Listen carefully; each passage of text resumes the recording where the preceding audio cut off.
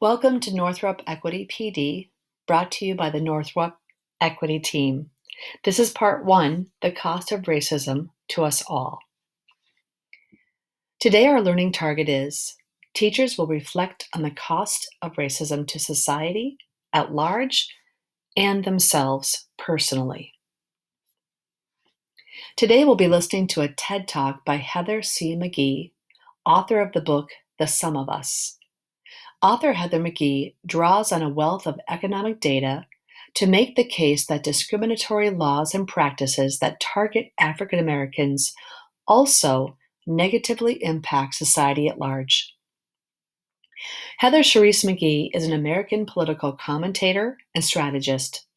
She is a former president and currently a distinguished senior fellow of Demos, a nonprofit progressive U.S. think tank.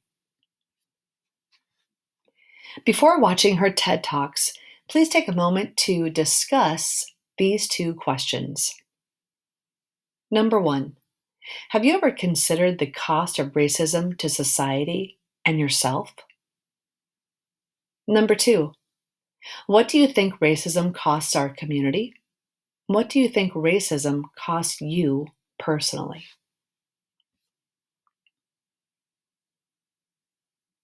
Now we'll watch the TED Talk by Heather C. McGhee, which is about 15 minutes.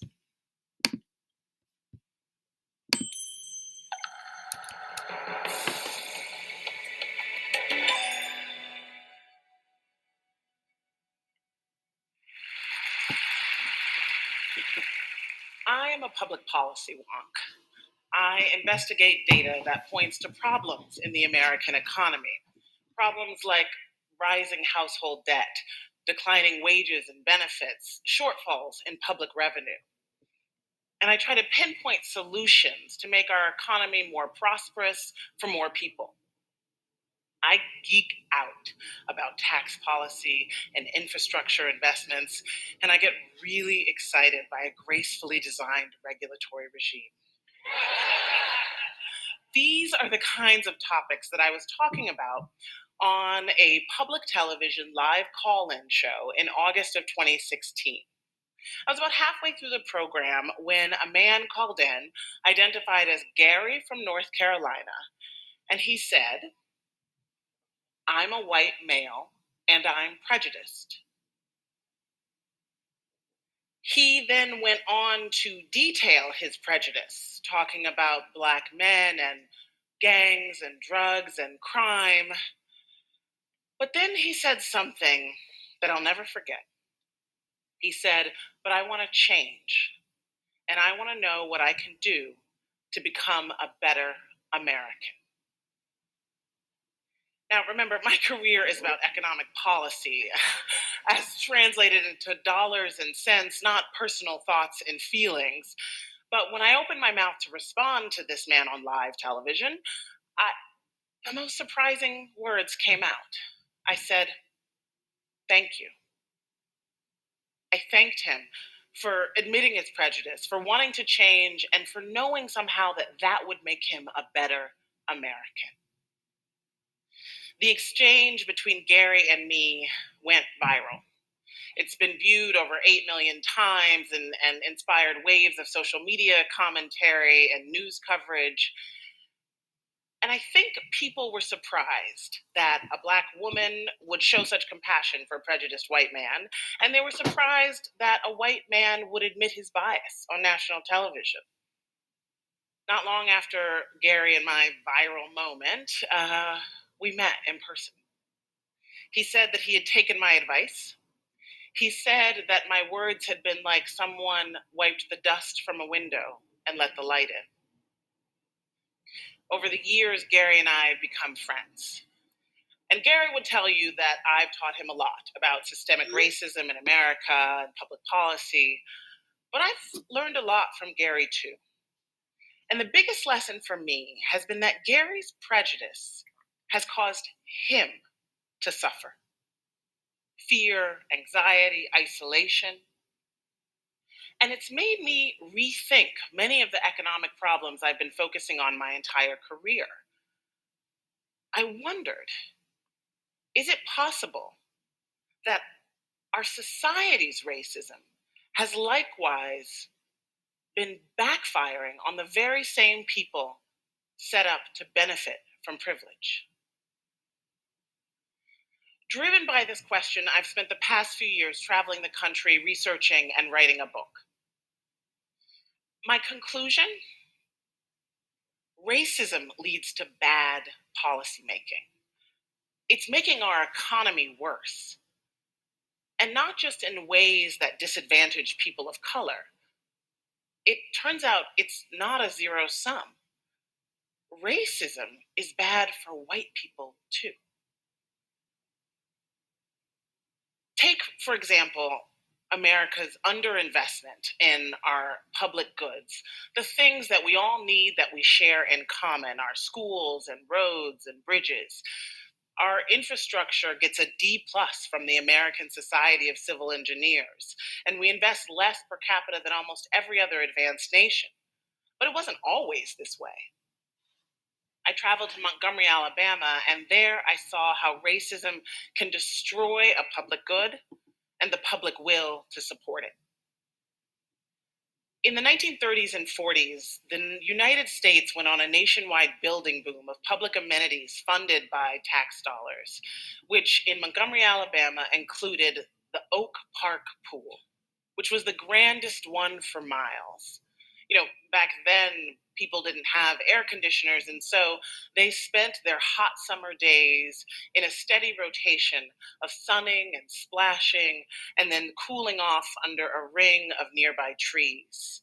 It was the meeting place for the town, except the Oak Park Pool, though it was funded by all of Montgomery's citizens, was for whites only.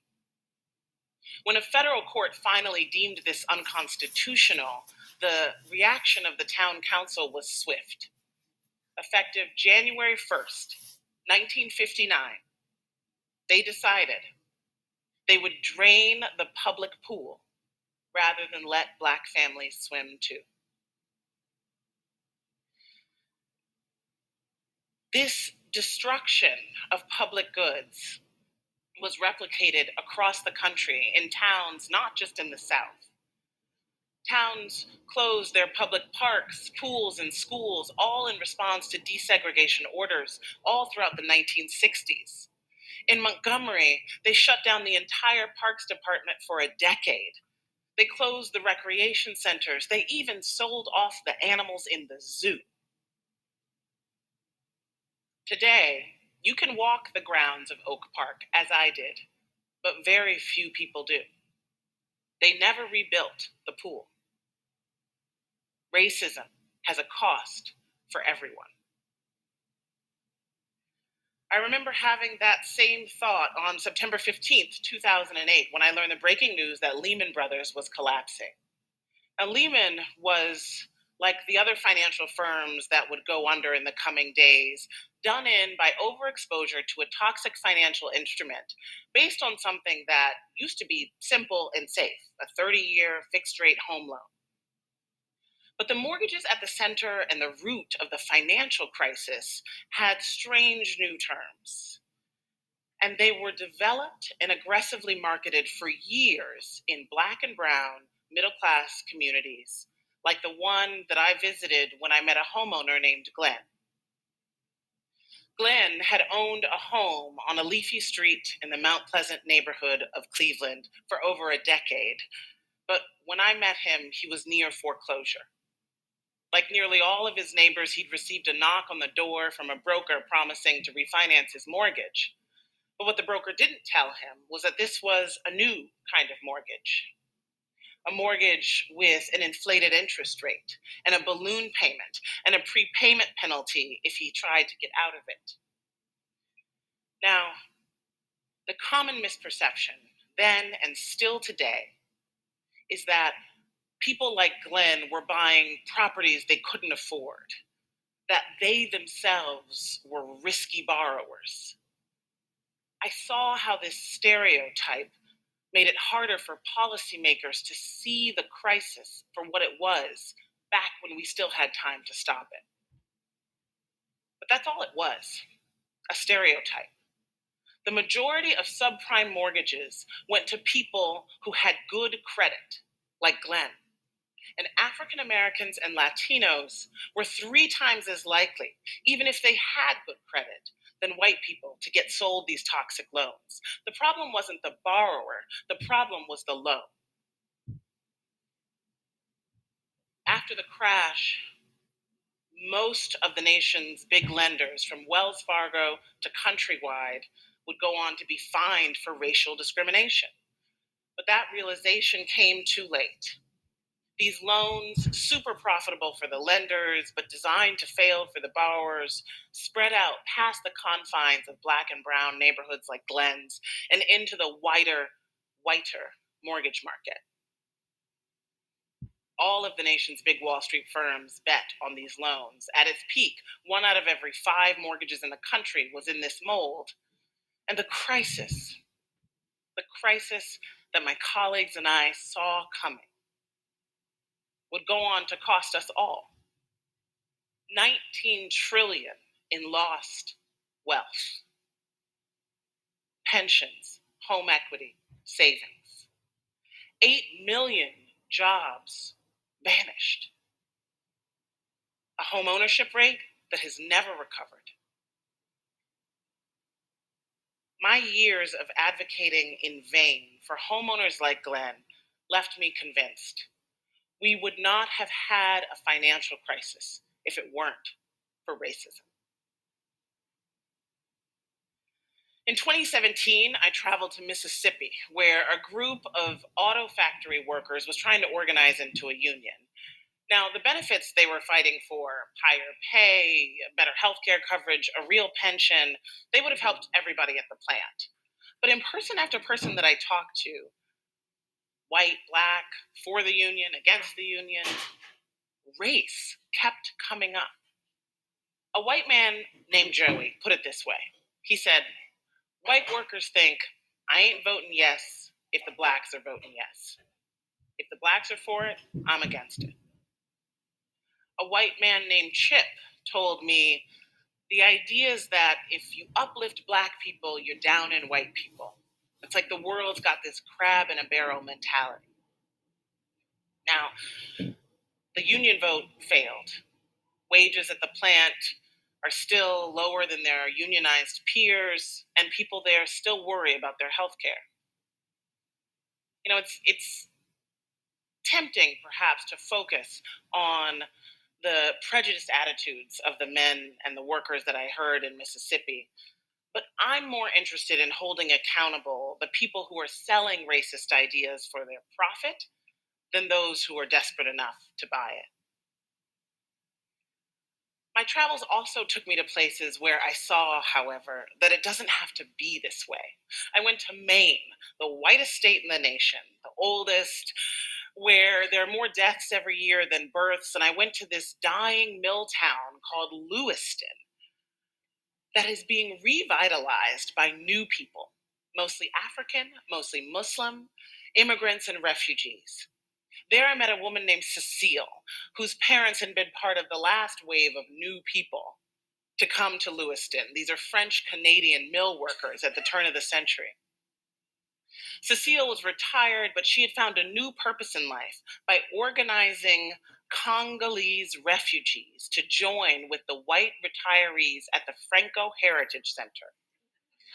These men and women from the Congo were helping these retirees remember the French that they hadn't spoken since their childhoods. And together, these two communities helped each other feel at home. For all the political talk about the newcomers being a drain on the town, a bipartisan think tank found that the local refugee community there created $40 million in tax revenue and $130 million in income. And I talked to the town administrator who was boasting about the fact that Lewiston was building a new school when all the rest of towns like theirs in Maine was closing them. It costs us so much to remain divided. This zero-sum thinking that what's good for one group has to come at the expense of another. It's what's gotten us into this mess. I believe it's time to reject that old paradigm and realize that our fates are linked. An injury to one is an injury to all. We have a choice. Our nation was founded on a belief in a hierarchy of human value, but we are about to be a country with no racial majority. So we can keep pretending like we're not all on the same team. We can keep sabotaging our success and hamstringing our own players. Or we can let the proximity of so much difference reveal our common humanity. And we can finally invest in our greatest asset, our people, all of our people. Thank you.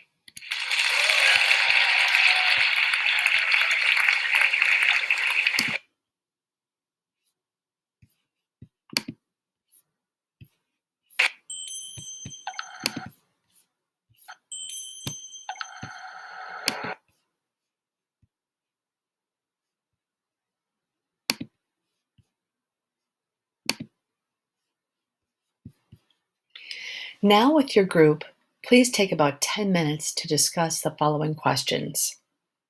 Number 1, what surprised you from the ideas of Heather McGhee? Number 2, what do you think is the cost of racism to our Minneapolis community? And number 3, can you identify any costs of racism to you personally? Please stop this video and take about 10 minutes to discuss these ideas with the members of your group.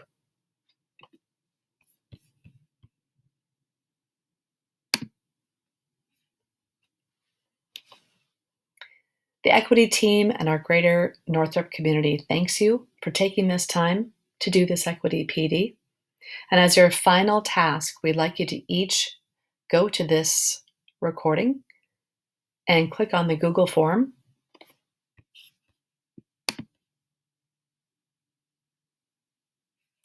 and fill in your name and a takeaway that you have from this video and submit it. In return, you'll receive 30 minutes of equity PD credit, and we hope you enjoyed this PD. Look for 2 more coming up before the end of the school year. Thank you.